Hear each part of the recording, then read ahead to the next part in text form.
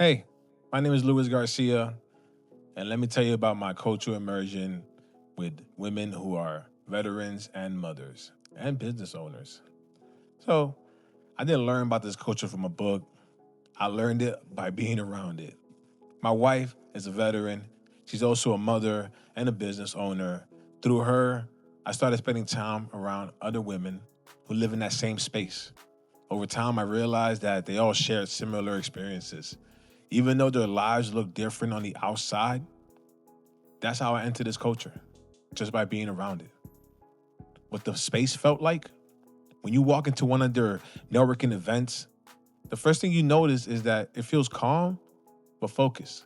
People are friendly, but everyone is serious about their work. You hear business talk, but you also hear people checking on each other. One event I went to was for breast cancer awareness. Everyone wore pink. The mood was emotional, but also supportive. People weren't just there for business, they were there for each other. Music played quietly in the background. It wasn't loud, just enough to create a relaxed feeling in the room. My wife works with scent and branding, so scent was also part of the space. It was interesting to see how smell changed the feeling in the room. People relaxed more, they talked more openly. What I learned about the culture, what stood out to me the most, was how these women connected with each other. They didn't just exchange business cards and move on, they actually checked on each other at their events. They asked about each other's kids, they followed up. Motherhood shaped how they made decisions. Many of them became business owners because they wanted more time with their children and more control over their schedule. Military experience shaped how they carried themselves. They were direct, organized, calm under pressure. This culture mixed strength with care. It felt like a support group that also happened to be a business network.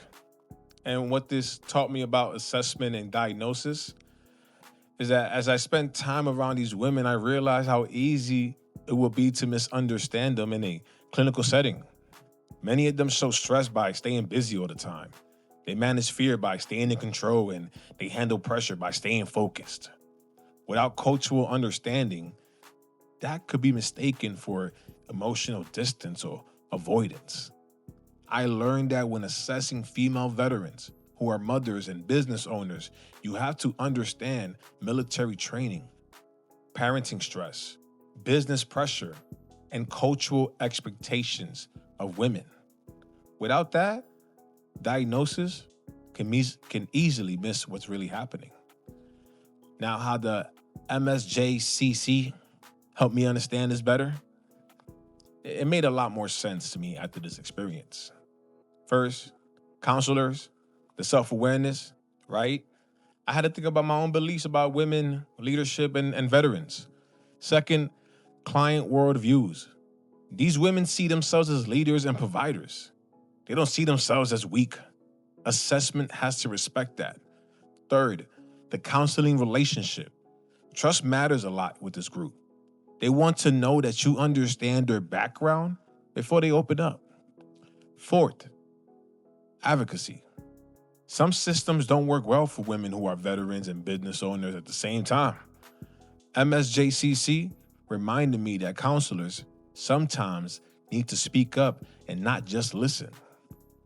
And the biases and diagnosis risks, there are some real risks of biases with this group. Overdiagnosis can happen when control looks like emotional problems and being direct looks like aggression and staying alert looks like paranoia.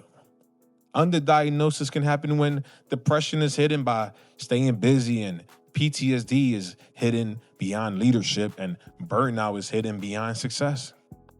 Mixed diagnosis can happen when coping skills are mistaken for disorders. If culture isn't considered normal, survival behaviors can be labeled as clinical problems. So, before this experience, I understand female veterans mostly through what I saw in media or class or read in class. After this experience, I understand them through real people.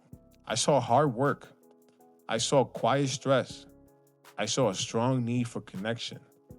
This culture taught me that healing doesn't always start in counseling. Sometimes it starts in community, in shared space, and in being understood by people with similar experiences. As a future counselor, I now understand that assessment and diagnosis are not just about symptoms. They're about understanding someone's life, background, and culture first. Now, I was able to interview my wife for this assignment. And one of the most important parts of this experience for me was actually talking with my wife directly about her journey. I didn't just observe from the outside. I sat with her and asked questions. I listened to her talk about what it's like to be in the military as a female veteran, becoming a mother, and then starting her own business. During that interview process, I learned how much pressure she carried without always talking about it. She shared how switching from military life to motherhood felt like losing one identity and trying to build another at the same time. She also talked about the fear she has starting her business and the pressure she felt to succeed, not just for herself, but for her family. And what stood out most was how little space she felt she had to slow down. She was always moving forward, always building, always managing something. That conversation helped me realize how much emotional weight can stay hidden behind strength and productivity.